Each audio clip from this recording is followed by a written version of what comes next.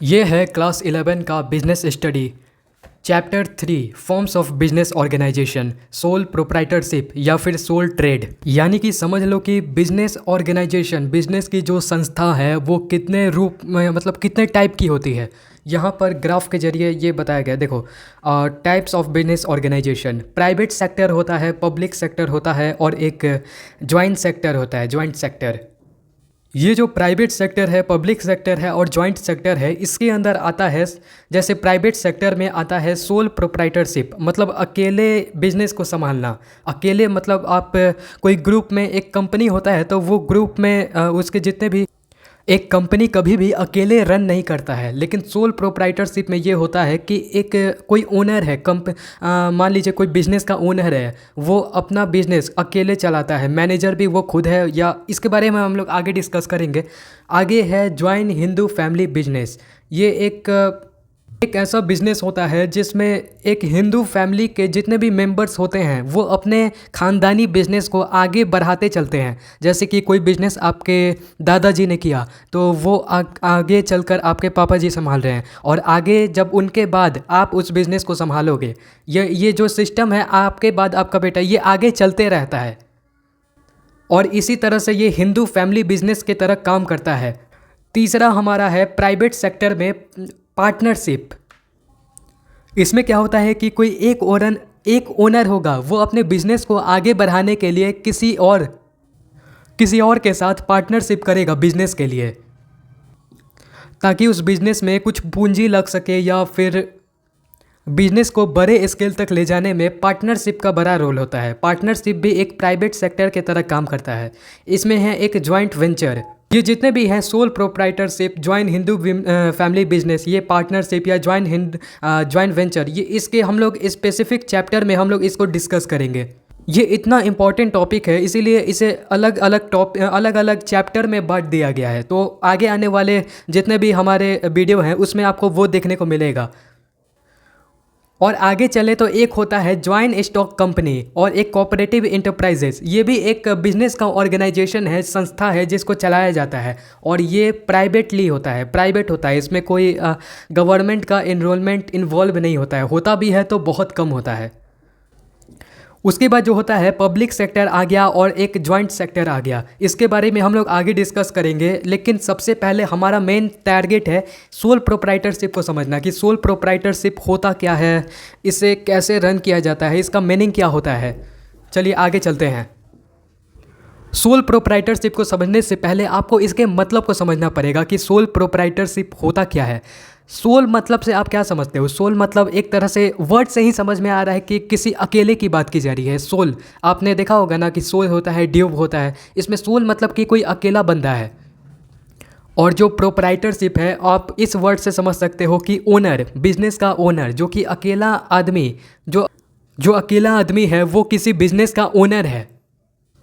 देखो यहाँ क्या लिखा है, ये बहुत अच्छे से समझाया गया है। Sole proprietorship is the form of business organisation in which an individual bring his own capital, manage the business himself and is solely responsible for the result of the operation, also known as the sole trade।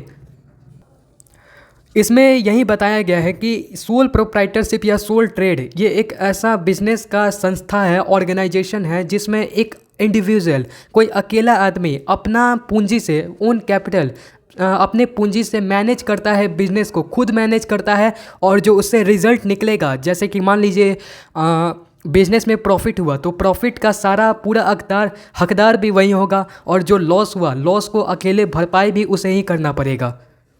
जो sole proprietorship होता है उसे soul trade भी कहा जाता है। Sole trader यानी कि अकेले लेन देन करने वाला। ट्रेडर से समझ लो कि लेन देन करने वाला। Soul proprietorship business only 1% in the owner.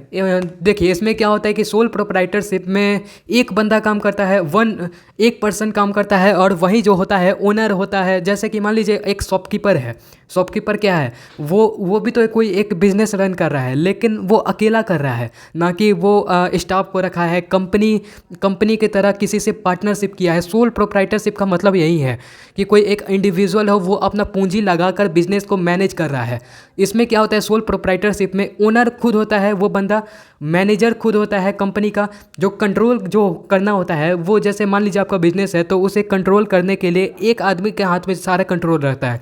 और रिस्क बैरियर का मतलब ये है कि जितने भी रिस्क होते हैं, जैसे कि मैंने आपको पहले बताया कि लॉस हुआ तो सारा लॉस का भरपाई उसे करना पड़ेगा, और जो प्रॉफिट हुआ उसका वो जो प्रॉफिट होता है तो वो भी सारा जाता है सोल प्रोप्राइटरशिप के जेब में, एक अकेले बंदे के पास।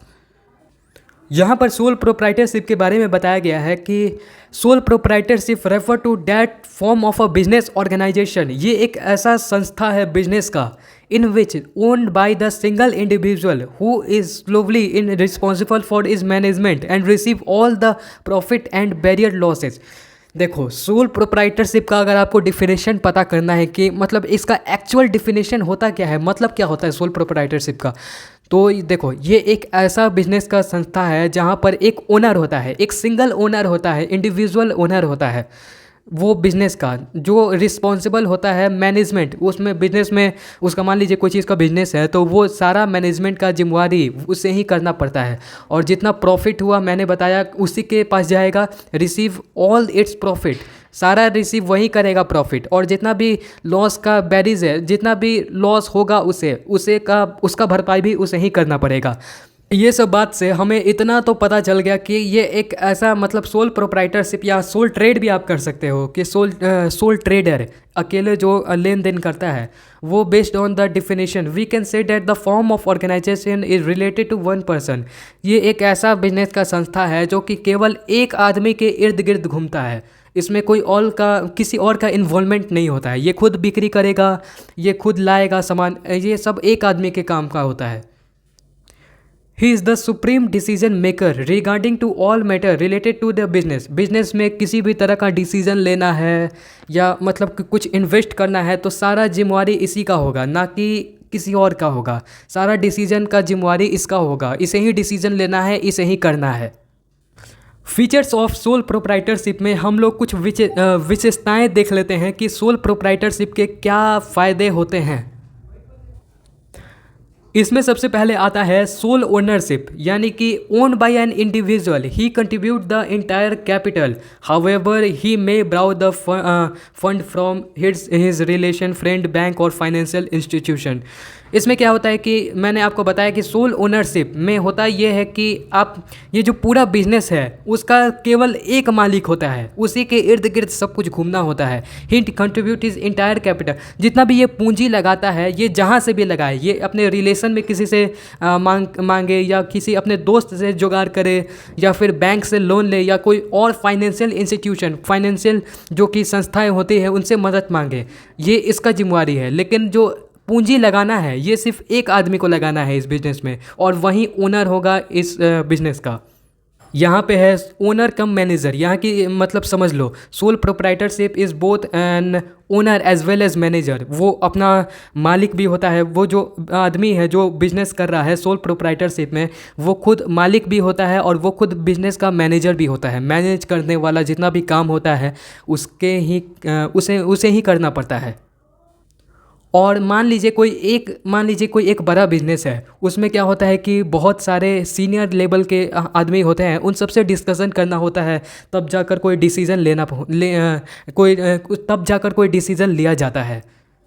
लेकिन जो ये सोल प्रोप्राइटरशिप है, ये सोल बिजनेस है, इसमें क्विक डिसीजन हो जाता है। यहाँ पे लिखा है ना, take decision quickly.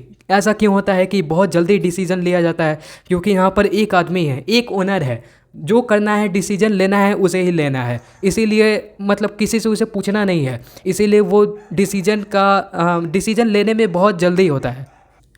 Entire risk as a sole owner he enjoy all the profit, suffer all the losses. देखो वही बात हो गया कि आप बिजनेस के इकलौते ओनर हो, आप मतलब कि आप पार्टनरशिप में नहीं काम कर रहे हो या बड़े ऑर्गेनाइजेशन से जुड़ के नहीं काम कर रहे हो। इसमें क्या होगा कि आप इकलौते हो तो इसका मतलब ये है कि आप जितना भी प्रॉफिट होगा, बिजनेस से प्रॉफिट आमदनी जनरेट होता है तो वो सारा आपके जेब में जाएगा, और जितना भी सफ़र आप करते हो लॉस का, जितना भी घाटा होता है तो वो भी आपको ही भरना पड़ेगा। उस घाटे को वो आप कहाँ से करो वो आपकी जिम्मेवारी है। ये जो सोल ट्रेड या सोल प्रोप्राइटरशिप होता है, जो अकेला आदमी जो बिजनेस करता है उसमें अनलिमिटेड लाइबिलिटीज़ होता है। यानी कि liabilities of the sole proprietorship are unlimited. Liability यानी कि बोझ। बिजनेस में जितना भी लॉस होता है उसका जिम्मेवारी एक अकेले बंदे को लेना पड़ता है। इसके कारण अगर मान लीजिए personal property of the sole proprietor can be use to pay his business liability. मान लीजिए कि आपका बिजनेस है, आपने बहुत ज़्यादा लोन उठा लिया है और वो बिजनेस उसके बाद भी लॉस में चला गया और आपके पास उतना पैसा नहीं है देने के लिए। तो उस समय क्या होगा कि अनलिमिटेड लाइबिलिटीज़, यानी कि इसमें होता है ये कि उस बिजनेसमैन के पास अगर पैसा नहीं होगा पे करने के लिए, तो उसके पर्सनल सामान को, पर्सनल प्रॉपर्टी को, जैसे कि ज़मीन हो गया या कुछ उसका पर्सनल कीमती चीज़ को ले लिया जाएगा, उसके बदले में, पैसे के बदले में देना पड़ता है। आगे क्या है कि नो सेपरेट एंटिटी। देखो क्या है कि हम लोग अकाउंटिंग का जब हम लोग बुक पढ़ रहे थे तो हम लोग शुरुआत में हम लोग ये पढ़े थे कि एक बिज़नेस को जब हम लोग फॉर्म करते हैं तो वो बिज़नेस एक अलग तरह का एक आदमी हो जाता है, एक आर्टिफिशियल आदमी हो जाता है, और जो बिज़नेस का ओनर होता है वो अलग हो जाता है। इसीलिए बिज़नेस का जो एक मान लीजिए बिज़नेस का बैंक होता है वो अलग होता है और जो ओनर होता है वो अलग होता है। यही लिखा हुआ है इसमें, नो सेपरेट एंटिटी। यहाँ पर सोल प्रोप्राइटरशिप में क्या होता है कि बिजनेस और ओनर कोई सेपरेट एंटिटी नहीं है। मान लीजिए लॉस होगा तो दोनों को होगा, प्रॉफिट होगा तो दोनों को होगा, लेकिन बड़े कंपनीज में ऐसा नहीं होता है।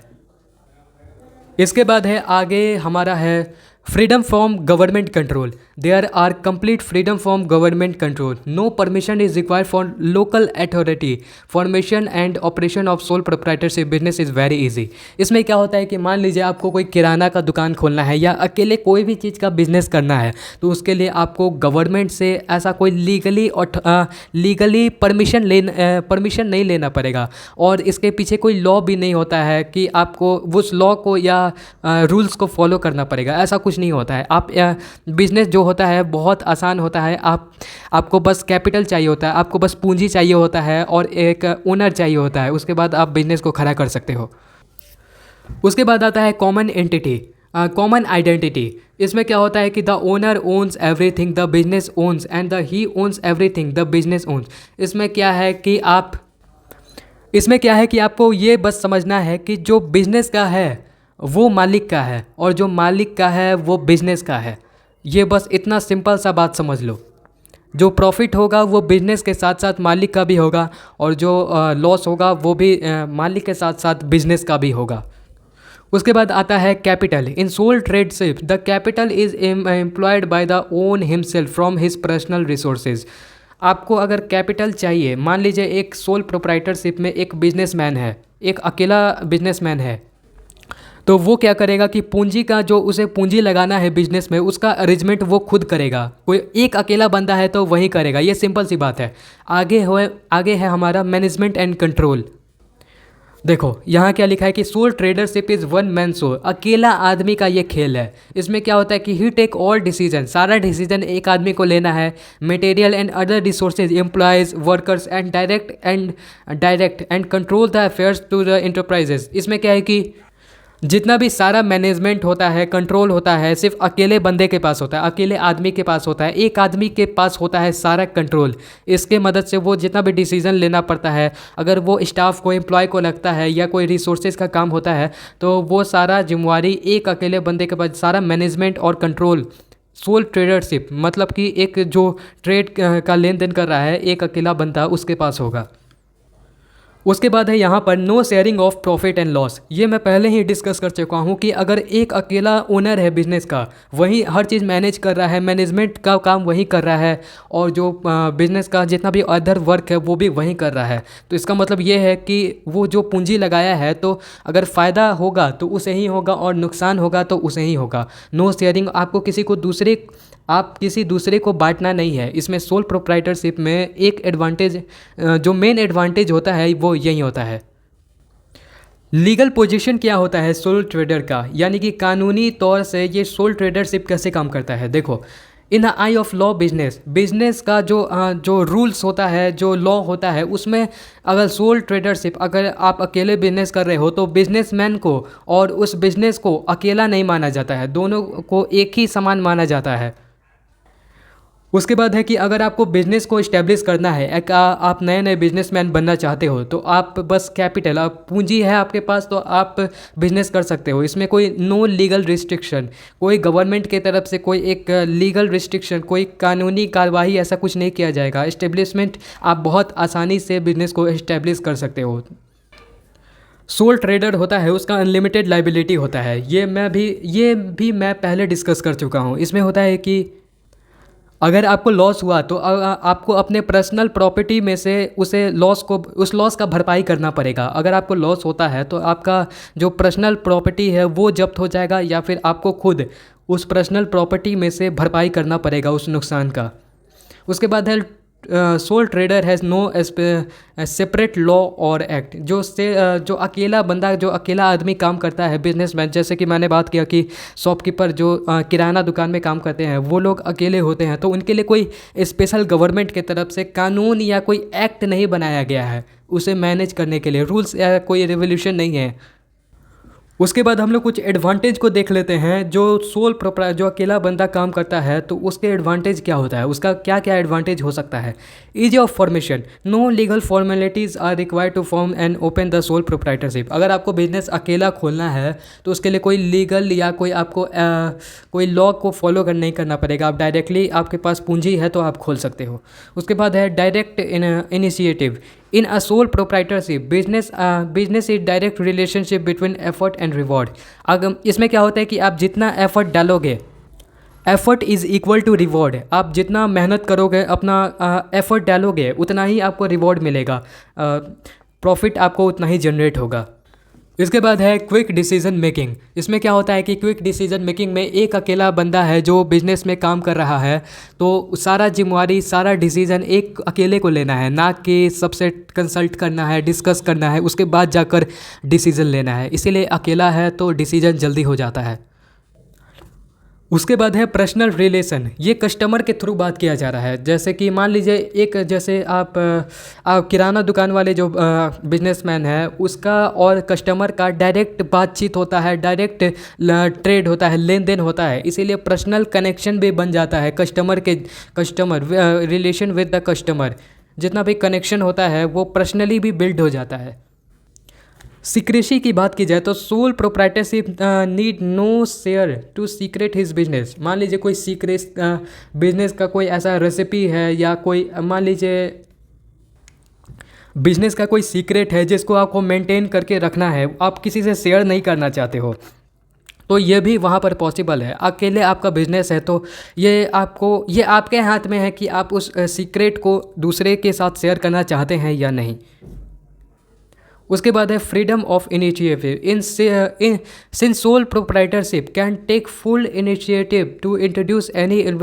ये देखो, इसमें क्या है कि एक अकेला बिजनेसमैन जो होता है उसका जो फुल कंट्रोल होता है अपने बिजनेस पे। यहाँ लिखा है full control on his enterprises. जो बिजनेस वो करता है उस पर फुल कंट्रोल होता है, इसीलिए आपको उसे फुल फ्रीडम मिलता है। कुछ भी इनोवेशन करने के लिए या बिजनेस में कुछ आपको बदलाव करना है तो आपको दूसरे से पूछना पड़ेगा नहीं, या फिर दूसरे से सलाह नहीं लेना पड़ेगा। आपके पास आपका खुद बिजनेस है, आप जो चाहे वो कर सकते हो। इसके लिए आपका खुला मतलब पूरा आज़ादी है। Creating of employ opportunity. यहाँ पर है कि sole proprietorship business use labour initiative technique. इसमें क्या होता है कि एम्प्लॉय को अपॉर्चुनिटी मिलता है, यानी कि आप अकेले हो बिजनेस में और आपका काम थोड़ा हार्ड है, लेबर वाला काम है, तो आप बाहर से वर्कर्स को बुलाकर उनके हेल्प से आप अपना काम निकलवा सकते हो। और इसके कारण जो एम्प्लॉयमेंट है, वो एम्प्लॉयमेंट अपॉर्चुनिटी है, वो जो लेबर होता है उसको भी मिल जाता है। इन शॉर्ट में कहे तो लेबर का और वर्कर्स का हेल्प हो जाता है इस चीज़ से, सोल प्रोप्राइटरशिप से। देखो, कंक्लूजन को देखते हैं तो the above advantage of sole proprietorship are the important cause of its universal existence even in a big socialist and communist country. The small business activity are still run by the sole traders. जो बड़े बड़े company, जो बड़े बड़े देश होते हैं, वहाँ पर आपको ज़्यादातर आपको कुछ और नहीं देखने को मिलेगा, सोल प्रोप्राइटरशिप देखने को मिलेगा। यानी कि एक अकेला आदमी होता है, वही बिजनेस को मैनेज करता है, संभालता है। इंडिया में भी आप देखेंगे तो जितने भी आप मार्केट में जाते हो तो वो सारे अकेले बिजनेसमैन होते हैं, वही अपने अपने जो बिजनेस होते हैं उसको संभालते हैं। इसीलिए जितने भी बड़े कंट्रीज, बड़े देश होते हैं, वहाँ यही चलता है, अकेला आदमी काम करता है। कुछ डिमेरिट है और लिमिटेशन है। इसका मतलब कि आपको कोई चीज़ करने से कोई फ़ायदा होता है तो उसका नुकसान भी तो होगा, इसीलिए डिमेरिट्स थोड़ा पढ़ लेते हैं एडवांटेज के बाद। देखो, सबसे पहला है लिमिटेड रिसोर्सेज, यानी कि आप फाइनेंशियल रूप से अकेले हो। जो कैपिटल जो इन्वेस्ट करना है बिजनेस में, आपको अकेले करना है, तो इसके लिए लिमिटेड रिसोर्सेज, आपका पूंजी ज़्यादा नहीं है, तो इसीलिए आप लिमिटेड रिसोर्स का यूज कर सकते हो। दूसरा है अनलिमिटेड लाइबिलिटीज़। मैं आपको दोबारा बता रहा हूँ, अकेले बिजनेस करने पर ये होता है कि अगर आप बहुत ज़्यादा लॉस में चले जाते हो तो उसका भुगतान आपको अपने पर्सनल प्रॉपर्टी को बेचकर आपको उसका भुगतान करना पड़ता है, जितना भी लॉस होता है। इसीलिए यहाँ अनलिमिटेड लाइबिलिटीज़। उसके बाद है लिमिटेड मैनेजमेंट स्किल। देखो क्या होता है, sole trader has no limited organise power and management skill, no individual can expert in. देखो, अब ये ज़रूरी थोड़ी ना है कि एक अकेला बंदा हर चीज़ में एक्सपर्ट हो, ऐसा नहीं होता है। वो होगा भी तो एक होगा, ज़्यादा से ज़्यादा दो या उससे ज़्यादा तीन। हर चीज़ में तो वो मैनेजमेंट का हो गया, एडवर्टाइजमेंट का अलग स्किल होता है, बिजनेस को आगे बढ़ाने का अलग स्किल होता है। तो एक अकेला बंदा, sole trader has no limited organise power and management skill, उसके पास कोई ऐसा स्किल नहीं होता है जिसकी वजह से वो अपने बिजनेस को ज़्यादा ग्रो कर पाए, इसीलिए यहाँ लिमिटेड का यूज किया गया है। उसके बाद होता है small size. A soul proprietorship business is small in size, not suitable for large scale business. अगर ये सब देख रहे हो, यहाँ पर है कि अकेला बंदा है, वो हर चीज़ को मैनेज कर रहा है, उसके पास लिमिटेड रिसोर्सेज है। एक अकेले बंदे का कैपिटल, वहाँ पूंजी यहाँ पे लग रहा है, तो क्या वो, आप इससे समझ सकते हो कि वो बिजनेस ग्रो करेगा? नहीं करेगा। Not possible for large scale business. आप अगर बहुत ऊंचे दर्जे का बिजनेस खड़ा करना चाहते हो, व्यापार करना चाहते हो, तो ये पॉसिबल नहीं है। उसके बाद है इनस्टेबिलिटी। सोल प्रोप्राइटरशिप बिजनेस में come to an end with the death, illness, insolvency of the proprietor. इसमें क्या होता है कि आप बड़े बड़े कंपनीज़ को देख लो, गूगल है तो गूगल का जो ओनर है वो तो मर जाएगा, लेकिन गूगल कंपनी क्या मरेगा? नहीं, ऐसा नहीं है। गूगल कंपनी चलते रहेगा, सालों साल तक चलते रहेगा। लेकिन सोल प्रोप्राइटरशिप में एक डिमेरिट होता है, इनस्टेबिलिटी। यानी कि भगवान न करे आपकी मृत्यु हो जाती है या फिर कोई हेल्थ का अदर इशू हो जाता है तो आपका बिजनेस वहाँ पर रुक जाएगा।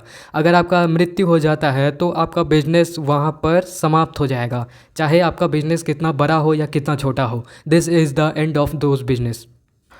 Too much dependent on the owner, यानी कि सिंपल सा समझ लो कि एक अकेला बंदा है, वो हर चीज़ आपको मैनेज नहीं कर सकता है। आप डिपेंड रहते हो हर चीज़ पे। आप चाहते हो कि वो मैनेजमेंट का भी काम कर ले, वो एडवर्टाइजमेंट का भी काम कर ले, वो ओनरशिप का भी काम कर ले, लेन देन का सारा जिम्मेवारी एक अकेला आदमी नहीं कर सकता। इसीलिए यहाँ पर टू मच डिपेंडेंस का यूज किया गया है। और मान लीजिए अगर आपका डेथ हो जाता है या कोई हेल्थ इशू हो जाता है, तो in absence of the businesses, अगर आप बिजनेसमैन के एब्सेंस में अगर वो नहीं होता है तो यहाँ पर क्या है, suffer loss due to the negligence of assistant. आपके उत्तराधिकारी या फिर कोई पार्टनर के ना होने पर आपका बिजनेस सफ़र करेगा, लॉस को, घाटे में चल जाएगा, या फिर ये पॉसिबल हो सकता है कि वो बिज़नेस ख़त्म हो जाए पूरे तरह से। उसके बाद देखो यहाँ पर क्या कंक्लूजन में लिखा हुआ है। Sole proprietorship is a suitable form of business for small scale enterprises.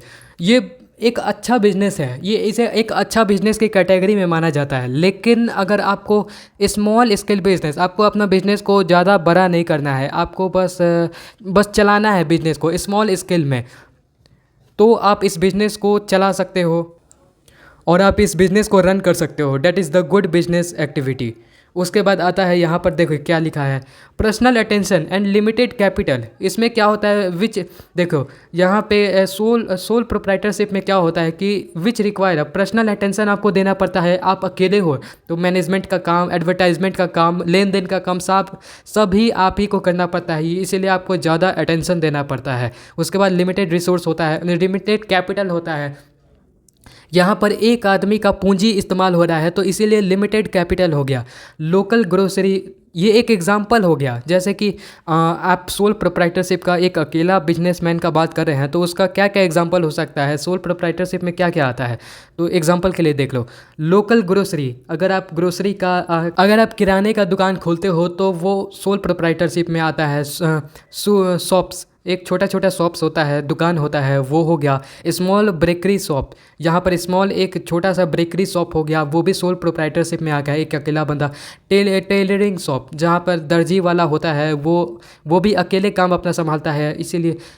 Health and doctor clinic, doctor का जब आप क्लिनिक देखते हो तो वो एक डॉक्टर अकेले काम करता है एक कंपाउंडर के हेल्प से, तो वो भी एक अकेला बिजनेस में आ गया। इसीलिए यहाँ पर देखो, लॉयर है, लॉयर ऑफिस में होता है कि एक अकेला लॉयर होता है, उसे ही सब चीज़ मैनेज करना पड़ता है। तो ये कुछ एग्जांपल है सोल प्रोप्राइटरशिप के, एक अकेला आदमी जब बिजनेस करता है तो उसका ये कुछ एग्जांपल है। उसके बाद आगे देखते हैं, यहाँ पर कुछ कुछ बातें बताई गई है सोल प्रोप्राइटरशिप के बारे में, ये थोड़ा आपको जान लेना चाहिए। Sole proprietorship is the most popular form of business organisation.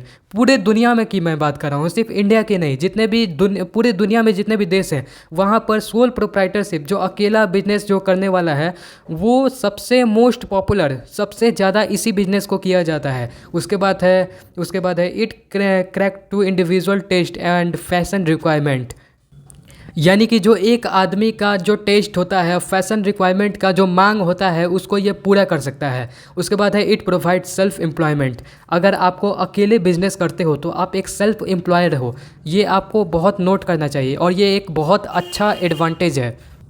देखो यहाँ पर एक क्वेश्चन आता है जो कि बहुत एक इम्पॉर्टेंट कह लो या बहुत एक एग्ज़ाम के पर्सपेक्टिव से एक ज़रूरी कह लो। यहाँ पर देखो, the one man control is the best in the world if that man is big enough to manage everything.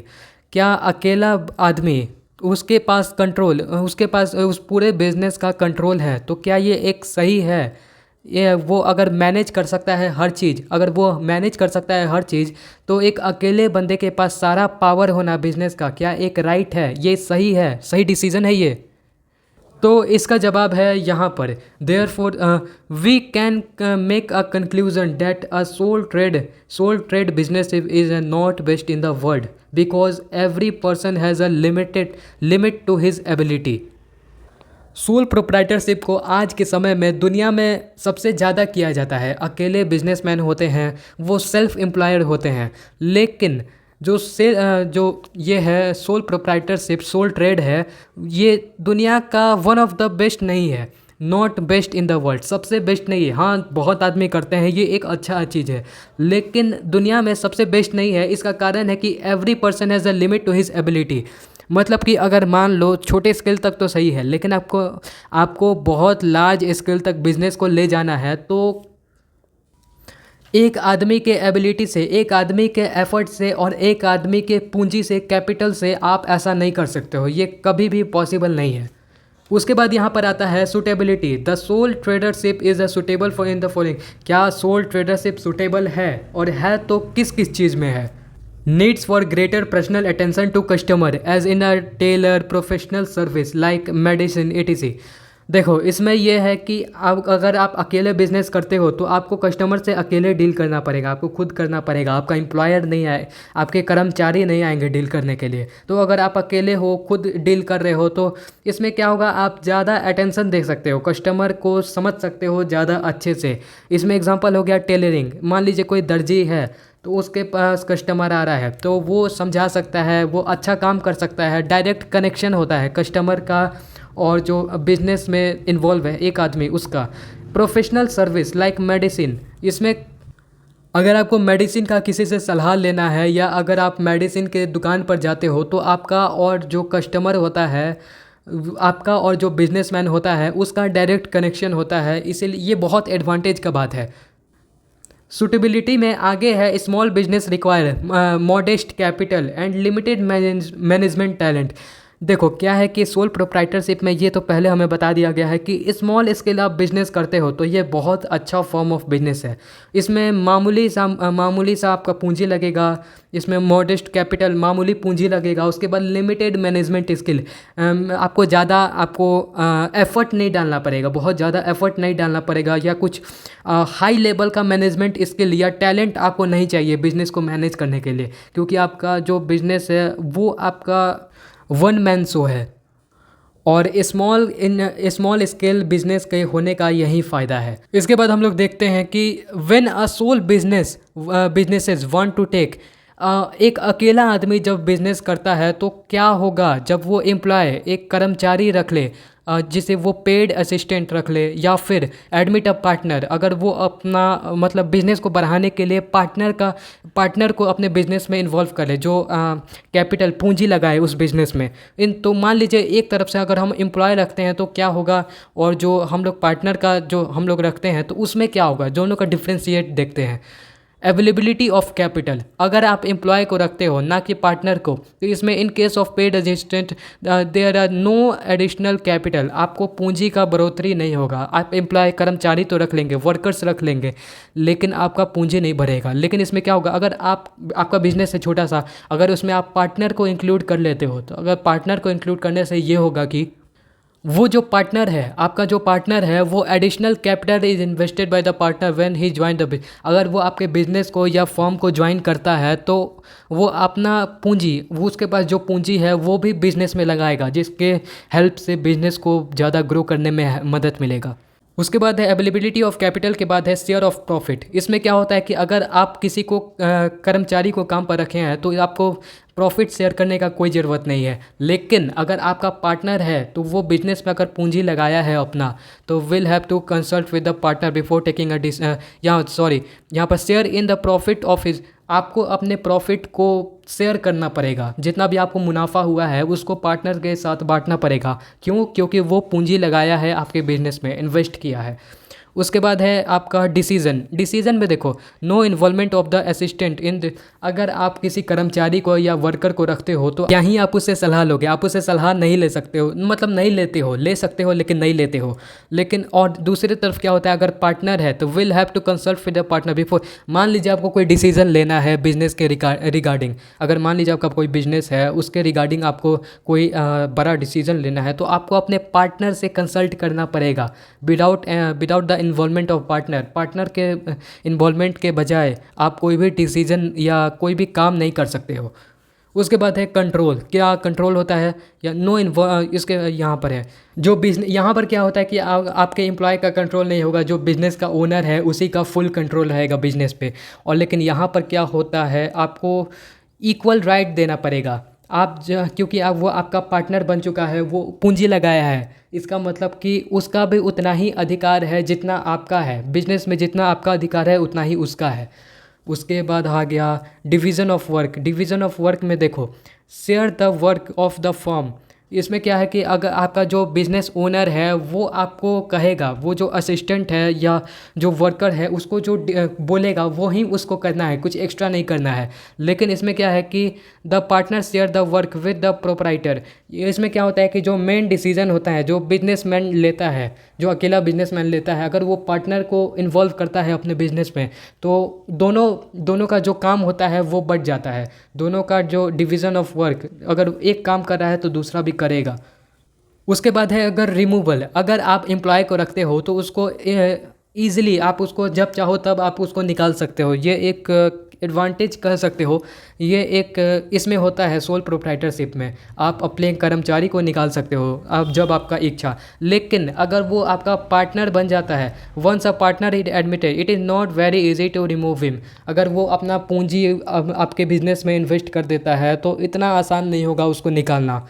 नीचे दिया है कि फीचर्स क्या क्या होते हैं सोल प्रोप्राइटरशिप की, विशेषताएं क्या क्या होती है। देखो यहाँ पे स्मॉल कैपिटल होता है, इसीलिए वो स्मॉल स्केल बिजनेस कर सकता है। सेल्फ एम्प्लॉयमेंट, अकेला आदमी है, जितना भी प्रॉफिट होगा आपको होगा, लॉस होगा आपको होगा। फिर यहाँ पर है कंसंट्रेशन ऑफ इकोनॉमिक पावर, देखो यहाँ पर देखो यहाँ क्या लिखा है, कंसंट्रेशन ऑफ इकोनॉमिक पावर का यही मतलब है कि क्या होता है कि आप अपने इकोनॉमिक पावर को देखते रहो, हमेशा एनालाइज करना पड़ता है कि कितना लॉस है कितना प्रॉफिट है, ये सब इसमें इंक्लूड है।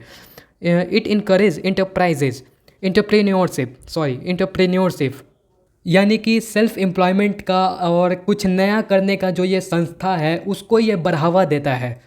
उसके बाद है it is best suitable for small scale business. ये मैंने पहले ही बताया है कि आपके पास अगर कम कैपिटल है और उसके हिसाब से आप स्मॉल स्केल बिजनेस करते हो तो ये आपके लिए बेस्ट सुटेबल एकदम सही बिजनेस है।